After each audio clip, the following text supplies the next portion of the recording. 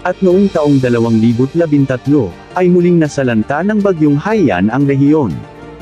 Gayunpaman, kilala ang rehiyon na ito sa mga magagandang talon, lalo na sa lalawigan ng biliran kung saan matatagpuan ang mga talon ng Bagumbong, Ulan-Ulan, Recoletos, at Casabangan. Isa rin ang rehiyon na ito na mayaman sa kasaysayan, na matatagpuan ang Gulf of Leyte, kung saan dumaong si General Douglas MacArthur, at ang mga barkong pandigma ng Estados Unidos sa kasagsagan ng ikalawang digmaang pandaigdig.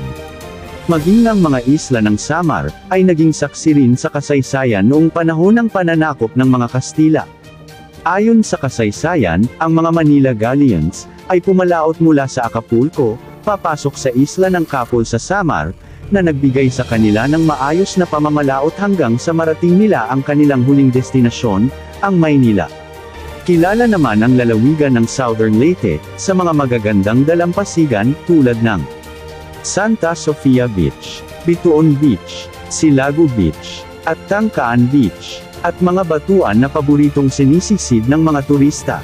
Ang madalas na binibisita ng mga turista sa Southern Leyte, ay ang mga whale sharks, sa pagitan ng buwan ng Oktubre at Abril, at ang blue-spotted stingrays. Ngayon naman ay natapos na natin ang rehiyon sa Visayas. Sa susunod naman, aming tatalakayin ang mga nalalabing rehiyon sa Mindanao. Maraming salamat po, at hanggang sa muli.